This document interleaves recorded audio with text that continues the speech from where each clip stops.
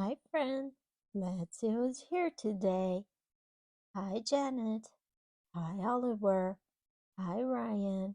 And hi, Melody. I'm Audrina, and this is our story time. Today, we're going to read The Good Egg, written by John and Pete Oswald. Well, I think you can guess what this book is about, right? It's about an egg, and this egg claims to be a good egg. Let's read. Oh, hello. I was just rescuing this cat. Know why? Because I'm a good egg. A very good egg. It's true. I do all kinds of good things like I carry your groceries, I water your plants, I change your tires, I paint your house. If you need any help whatsoever, I'm your egg. I've always been a good egg. It's been this way from the start, even in my earliest days back at the store. There were a dozen of us living together under one recycled roof. Can you guess what does dozen mean? What number is dozen? That's right, 12. Can you count the eggs? 1, 2, 3, 4, 5, 6, 7, 8, 9, 10, 11, 12. Yes, so a dozen means 12. So there were 12 eggs. There was Meg and Peg and Greg and Click and Shell and Shelby and Sheldon and Shelby and Egbert and Frank and other Frank. The other 11 eggs weren't on their best behavior. They weren't exactly good. Look at these pictures. Look what they're doing. They ignored their bedtime. They're doing a pillow fight or playing ping pong. They only ate sugary cereal. Oh, that's not good. They threw tantrums. Do you throw tantrums? I know you do sometimes. They cried for no reason and they broke their stuff on purpose. That's not good to do something on purpose, especially something bad. Meanwhile, I tried to take charge. I tried to fix their bad behavior. I tried to keep the peace because I was a good egg, a very good egg. Look at this good egg. It wants to clean up while all the other eggs are making mess.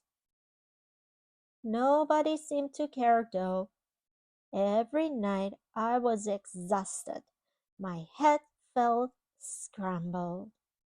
Then, one fateful morning, I noticed some cracks in my shell. Uh-oh. They were everywhere. Look at the cracks. My doctor said it was from all the pressure I was getting on myself. The pressure of making sure everybody was as good as me. I was cracking up, literally. Something had to change. I'd had enough.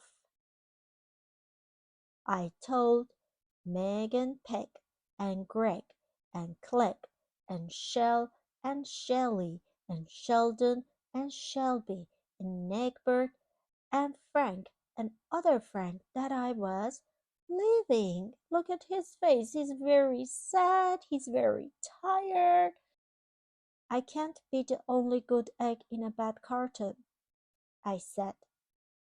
Blah, blah, blah, they replied. I left that night. I wandered from town to town. The hours became days, the days became weeks. I lost track of time. I was alone. Out there on the road, under the stars, I really tried to focus on myself and what I needed. I took walks, I read books, I floated in the river, I wrote in my journal, I found simple moments to be quiet, I breathed in, I breathed out, I even started painting. For once, I found time for me. And guess what? Little by little, the cracks in my shell started to heal. My head no longer felt scrambled. So he took care of himself. He take time for himself. So he started to get healed. I started to feel like myself again. That's good, right? So I've made a big decision. I'm returning to my old carton and my friends. Besides, I'm kind of lonely out here. This time, I know what I need to do. I try to not worry so much. I'll be good to my fellow eggs while also being good to myself. Here we go. Everybody missed me. I miss them too. And they are holding a welcome home sign for him. Hello, Meg. Howdy, Peg. Hey, Greg. Greetings, Clyde. What's up, Shell? Aloha, Shelly. Hey, yo, Sheldon. Hi, Shelby. Good day, Egbert. What's happening, Frank? How'd you do, other Frank?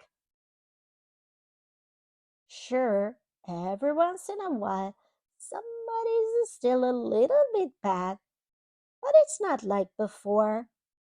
Here's what I realized.